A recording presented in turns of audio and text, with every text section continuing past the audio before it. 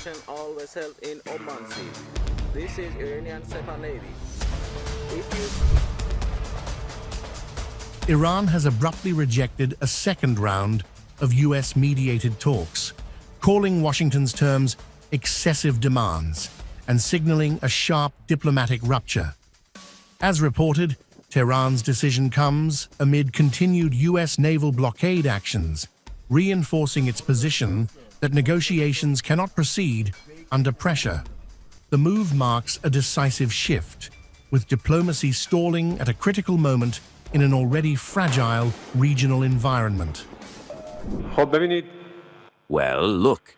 First of all, as of now that I am at your service, we do not have a plan for the next round of negotiations. No decision has been made in this regard. The very act of a naval blockade and blocking a country's ports, according to the definition of aggression in the United Nations General Assembly resolution, which is a consensus document accepted by all countries, constitutes an act of aggression. In several situations, their behavior is truly not compatible with their words, and it only intensifies the justified suspicion of Iranians regarding the intentions of the United States throughout this entire process.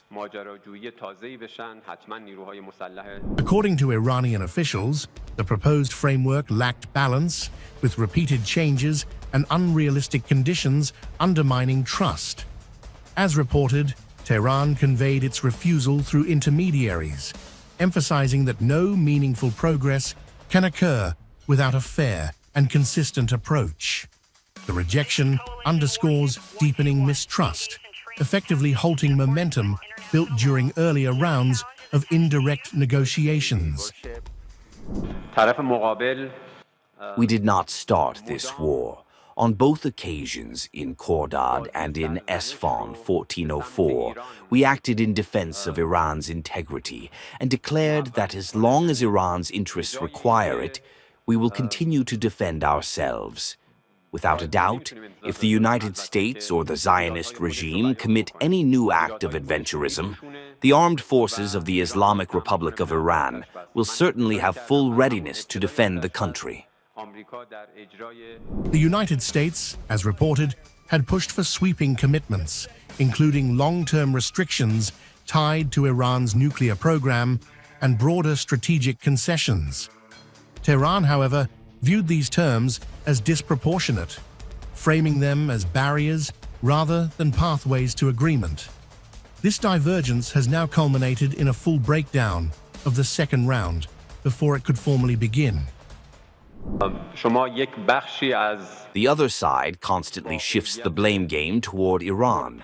Instead of admitting, which of course we cannot expect, its own faults, it conceals its own shortcomings and accuses Iran of violating the ceasefire.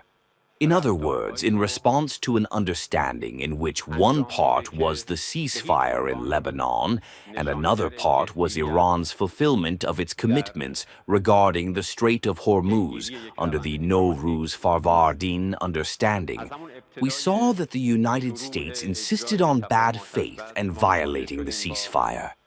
All of this is evidence that the United States apparently has no real seriousness in the diplomatic process.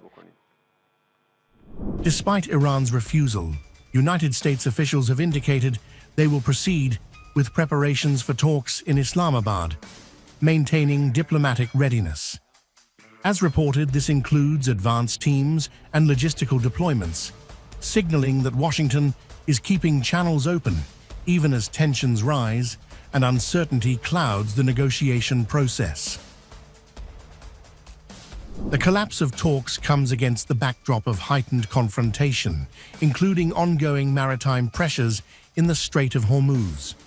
As reported, the diplomatic breakdown raises the escalation, with the risk of a return to full-scale conflict now increasingly present as both sides remain entrenched in their positions.